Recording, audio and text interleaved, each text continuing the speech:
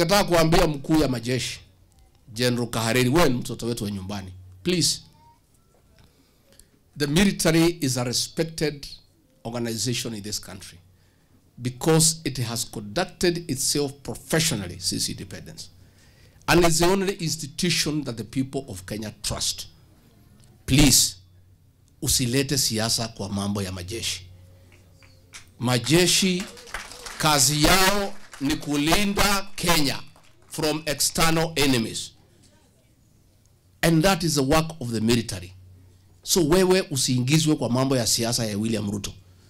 Hata ukijaribu kusaidia William Ruto pahali mambo yake imefika saa hii, general, uweze msaidia. Hawa wananchi wamewachana na yeye. Mmewachana na yeye ama bado?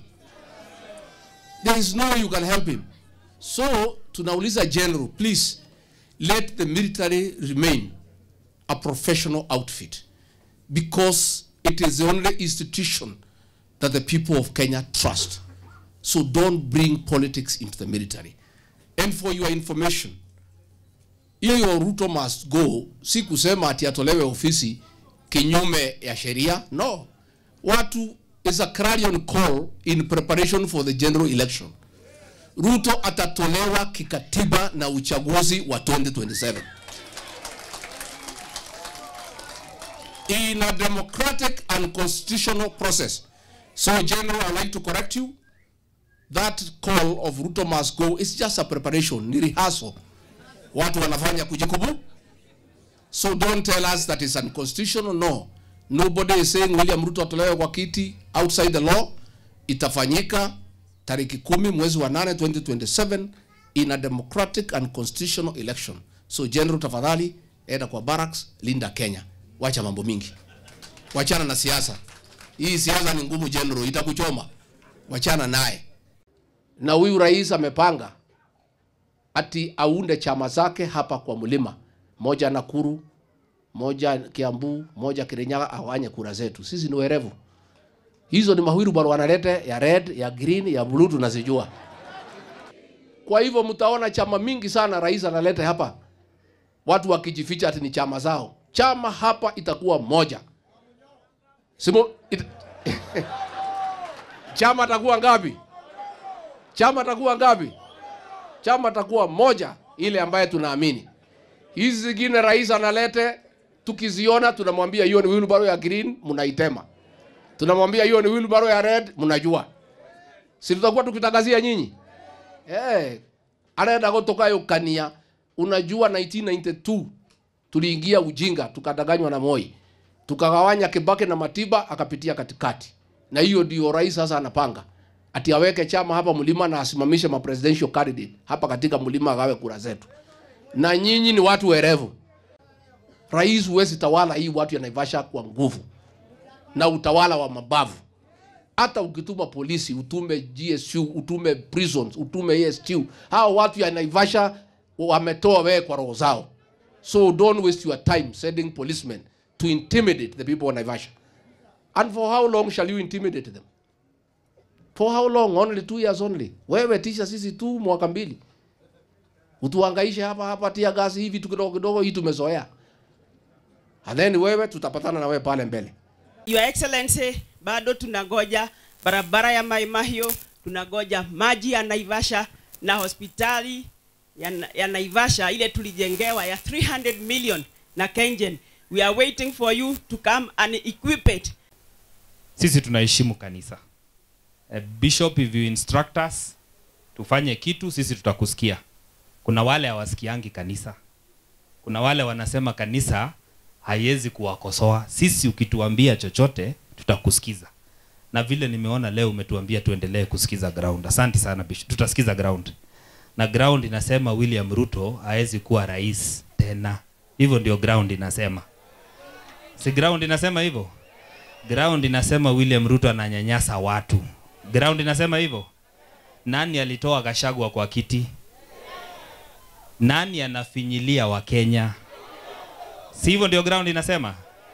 Sasa 2027 kupitia njia ya kikatiba tutapeleka William Ruto nyumbani. Hapo tuko pamoja? Vile viongozi wamesema hapa. Hata nikasikia Mheshimiwa Rigathi Gachagua ametuambia ile bei ambayo tutakuwa tunalipisha William Ruto akija hapa Mount Kenya. Akitaka tukuja mkutano yake 2,000. Akitaka tupiga makofi 2,000. Akitaka ngemi 3,000. Akitaka tucheke 3,000. Lakini haujatuambia ni kwa muda gani. Mtu hawezi kudanganya wana hawa. Ni dakika 20 amalize na aende. Kwa sababu uongo unajua unaweza haribika masikio mtu akikudanganya kuanzia asubuhi mpaka jioni. So ni udanganya dakika 20 na kwenda. Nimesikia anakuja huko kwetu Nyandarua anakuja ku launch project za zamani. Na ni sawa sawa. Nyinyi mnajua hata akikuja ile maneno anasema. Hata mimi kabla sijafika hiyo next week naweza waambia vile atasema. Watu hapa Naivasha nimekuja hapa iko shida imetokea. Kumekuwa shida ya manyumba wakati nimekuwa rais nimewajengea manyumba muache kulala kwa msituni kwa sababu mimi nikichaguliwa mlikuwa mnalala kwa msituni. Nyinyi mnajua alienda huko Northeastern aliongea hata unadhani barabara inajengwa kesho. Iko barabara yenu watu wa Northeastern siku nyingi imekwama. Barabara itoke Mandera iende Modagashe, iteremke Koturo, iende mpaka Wajia, ifike Isiolo.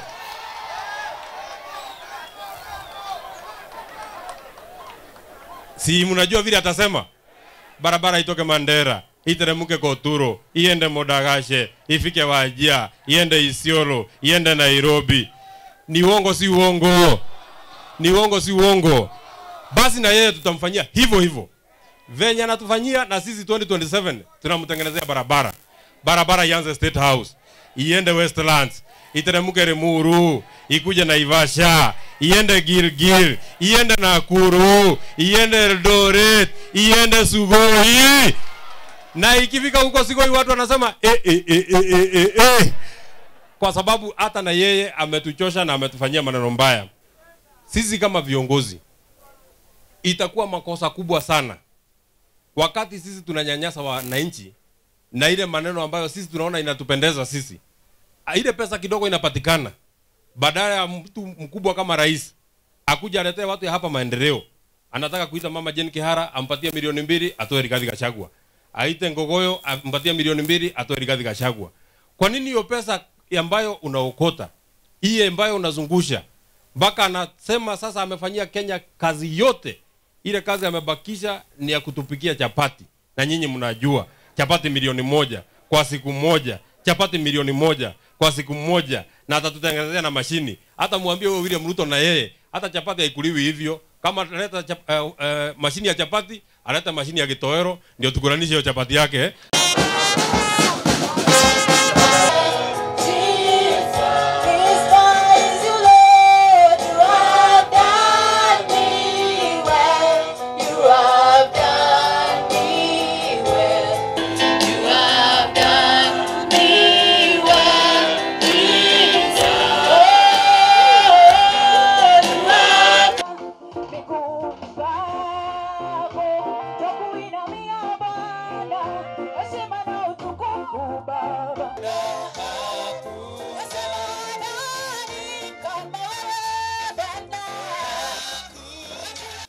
Tunasema asante kwa Bwana. Nashukuru kwa sababu ya viongozi wetu, asante kwa sababu ya ibada tulio nayo ambayo tunaifanya siku hii ya leo ni kwa sababu ya kuja kwa sababu ya Mungu kuwa pamoja nasi. So when you see things happening here and there, please don't blame above what we ask or even pray, or you know that scripture. Lete watoto wetu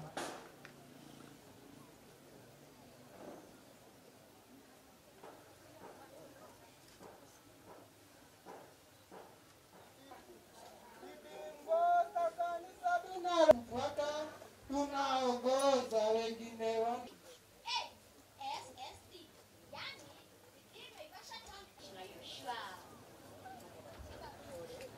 Yoshua 1:6. Mungu iweni hodari na imara katika kuongoza wana Naivasha. Iweni hodari na imara katika kazi yake Mungu, katika kujitoa na kutumika kwa Mungu. Kumbuka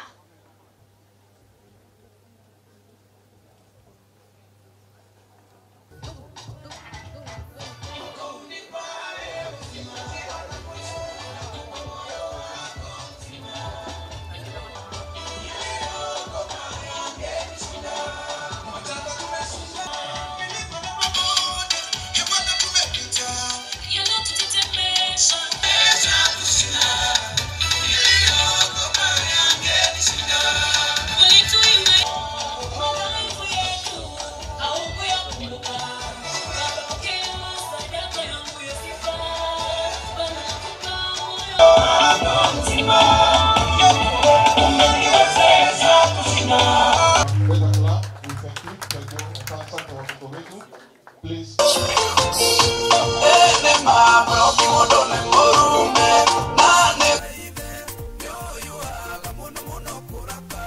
Hapa Naivasha tunapoongea leo, watoto 27 wale waliuawa na polisi wako hapa mochari, wamekaa hapa for the last 8 months, na wote waliletwa na polisi. Ndio court order imepeanwa, sasa watolewe waende waziko kwa kaburi ya umma. Hao ni watoto wetu wa jinsia ambayo waliuawa kiholela. Sasa wale wameua hiyo watoto, wakikuletea pesa uchanganye na ile yako, si utapata shida? Tufanyie wananchi kazi na tuache uongo, kwa sababu ile shida imeharibu hii serikali ya William Ruto. Ni mambo ya nini? Ni waongo, si waongo? Hiyo ndio ukweli, na ndio mimi tulishindwa kukaa na yeye, sababu kila siku ni kudanganya watu na kutenga na kuahidi, si ndio? Si hata saa hii anajiandaa kutembea huko, anakuja kusema ukweli ama uongo, si mnajua? Lakini tumesema msijali, pesa imepangwa na magunia, mjitayarishe mkule, lakini msipeleke hiyo nyumbani. Pesa nyumbani imelaaniwa, mkule pale kwa market peke yake, si ndio? Na msichanganye na ile yenu ya zamani, na msipeleke mtoto shule ama kununua ng'ombe ama mbuzi. Hiyo kama uko na deni ya Shailo kulipe na hiyo pesa. Sivyo wamepanga mambo ya uongo?